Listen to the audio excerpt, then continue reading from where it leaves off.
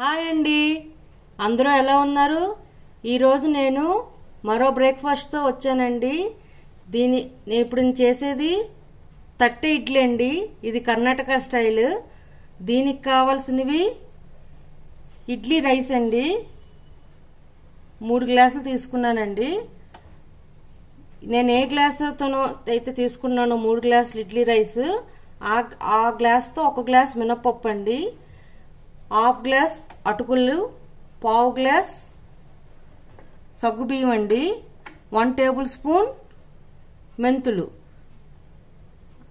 ఇంకోసారి చెప్తున్నానండి, 3 గ్లాసుల రైస్ ఇడ్లీ రైస్కి 1 గ్లాసు మినపప్పు, 1/2 గ్లాస్ అటుకులు, 1/4 గ్లాస్ సగ్గుబియ్యం, 1 టేబుల్ స్పూన్ మెంతులు. ఇవన్నీ కలిపి శుభ్రంగా కడుక్కొని ఇవన్నిటిని కలిపి నానబెట్టాలండి. ఇది 5 అవర్స్ నానబెట్టుకోవాలి. నానబెట్టుకొని మెత్తగా వెట్ గ్రైండర్లో అయితే వెట్ గ్రైండర్లో, మిక్సీలో అయినా సరే రుబ్బుకోవచ్చండి. ఇది మీకు తెలియడం కోసం నేను ఇవన్నీ చూపిస్తున్నాను. నేను ఆల్రెడీ వీటిని రుబ్బుకున్నానండి. ఎందుకంటే అది రుబ్బుకున్న తర్వాత 8 అవర్స్ మ్యాగ్నేట్ అవ్వాలండి. నేను మార్నింగ్ టిఫిన్ చేసుకోవాలనుకున్నాను కాబట్టి నేను నైట్ 8 o'clockకి రుబ్బుకున్నానండి. చూడండి, బ్యాటర్ మెత్తగా రుబ్బుకున్నాను. దీన్ని 8 అవర్స్ రుబ్బుకున్న తర్వాత మ్యాగ్నేట్ చేసుకున్నాను. ఇప్పుడు దీన్ని ఇడ్లీలా పెట్టుకుంటున్నానండి. దాంట్లో మన సరిపడా ఉప్పు, వంట సోడా కావాలంటే చిటికెడు వేసుకోవాలండి. ఇష్టం లేని వాళ్ళు వేసుకోకర్లేదు, ఏదో ఆప్షనల్ అండి. ఈ తట్టె ఇడ్లీకి కావాల్సిన స్టాండ్ ఇదో చూడండి. ఈ టైప్ ప్లేట్స్ తీసుకోవాలి. మూడు కలిపి ఉన్నాయండి నాకు స్టాండ్తో. ఇలాంటి స్టాండ్లో 3 ప్లేట్లు ఇలా పెట్టి ఇడ్లీ పెట్టుకోవాలండి. ఇప్పుడు మీకు చూపిస్తాను. దీనికి ఆయిల్ అప్లై చేయాలండి. చూడండి, ఆల్రెడీ ప్లేట్లో ఆయిల్ వేసాను. ఇలా బ్రష్తో మొత్తాన్ని రాసుకున్నాను. ఇప్పుడు దీంట్లో ఇడ్లీ బ్యాటర్ వేస్తానండి. చూడండి, ఉప్పు వేసుకున్నాను. ఇడ్లీ బ్యాటర్ ఈ విధంగా ఉండాలండి. మరీ తిక్కుగా కాదు, మరీ పలుచగా కాదు. ఇప్పుడు ప్లేట్లో వేసుకుంటున్నాను.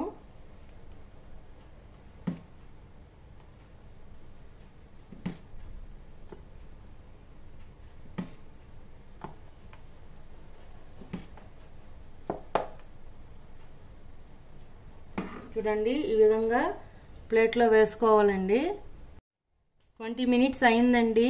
ఇడ్లీ అయిందో లేదో మూత తీసి చూసుకుందాం. ఇది అయ్యిందో లేదో మనకు తెలియడానికి చేతితో వాటర్తో చేయి పెట్టుకొని ఇలా పెట్టుకొని చూస్తే అంటపోతే అది అయిపోయినట్టేనండి. సో ఇడ్లీ అయిపోయిందండి. ఆఫ్ చేసేసాను. ఆఫ్ చేయలేదండి. ఇప్పుడు స్లో మీద 2 మినిట్స్ ఫుల్గా ముయ్యకుండా ఇలా ఉంచుకోవాలండి. ఫుల్గా ముయ్యొద్దు, ఇలా ఉంచుకోవాలండి. ఇలా 2 మినిట్స్ దాకా ఉంచుకుందాం. చూడండి, ఈ విధంగా ఇడ్లీ స్టాండ్ ప్లేట్లలో పెట్టుకొని స్టాండ్లో పెట్టానండి. ఇప్పుడు దీన్ని 20 to 30 మినిట్స్ ఇడ్లీ కుక్కర్లో పెట్టి ఆవిరి తీసుకోవాలండి.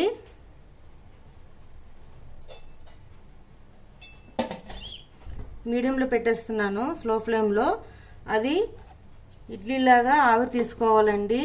ఈ ఇడ్లీకి అల్లం చట్నీ కానీ, కొబ్బరి చట్నీ కానీ, పల్లీల చట్నీ కానీ చాలా బాగుంటుందండి. కారం పొడి కూడా నంచుకుంటే బాగుంటుంది. ఎందుకు 2 మినిట్స్ దాకా ఉంచుకుంటాము అంటే, మనం ప్లేట్కి ఆయిల్ రైస్ పెట్టుకున్నాం కదండి, ఇడ్లీ బ్యాటర్ని మనం దేని సహాయంతో, స్పూన్తో సహాయంతో కానీ దేంతో కాకుండా దాని మటుకు అదే వచ్చేస్తుందండి ఇడ్లీ మొత్తం. సో అలా పెట్టుకోవాలి. ఇది 2 మినిట్స్ తర్వాత గ్యాస్ ఆఫ్ చేసుకొని వెంటనే వేడి మీదకి తీయకుండా అప్పుడు కూడా ఇంకో 5 మినిట్స్ చల్లారేదాకా ఉంచుకుంటే ఈజీగా వచ్చేస్తుందండి ప్లేట్ నుంచి.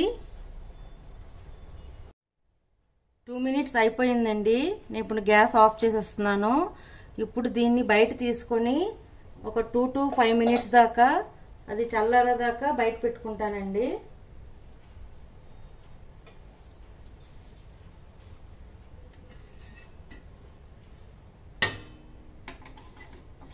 ఇది బాగా చల్లారిపోవాలండి. చల్లారితేనే ఆ ప్లేట్తో అలా మనం ఇంకో ప్లేట్లో వేసుకుంటే వచ్చేస్తుందండి ఇడ్లీ. మన స్పూన్ సహాయంతో లేకుండా ఈజీగా వచ్చేస్తుంది. చూడండి, చల్లారాక మనం ప్లేట్ తిరిగేసి పెట్టేస్తే ఇడ్లీ దాని మటుకు అదే వచ్చేస్తుందండి. ఎక్కువసేపు ఉడికించకూడదండి ఇడ్లీ. 20 to 25 minutes దాకా ఉడికించుకోవాలి. చెయ్యికి వాటర్ తగిలించి మనం పైన ఒత్తితే అది ఉడికిందో లేదో అంటుతే ఉడకపోయినట్టు, అంటకపోతే ఉడికినట్టండి. అంతేనండి. 30 ఇడ్లీ ఇప్పుడు సర్వింగ్ ప్లేట్లోకి తీసుకున్నాను. దీనికి కాంబినేషన్ నెయ్యి, కారపొడి, అల్లం చట్నీ అండి. నేనైతే ఇవాళ అల్లం చట్నీ చేశాను. ఈ అల్లం చట్నీ కూడా ఎలా చేయాలో మీకు ఒకరోజు చూపిస్తాను. చూడండి, నేను నెయ్యి వేసుకొని దానిపై కారపొడి వేసుకున్నానండి. దీని కాంబినేషన్ అల్లం చట్నీ చేసుకున్నానండి. అంతేనండి, 30 ఇడ్లీ రెడీ అండి. మీకు నచ్చినట్లయితే like, share and subscribe it. Bye.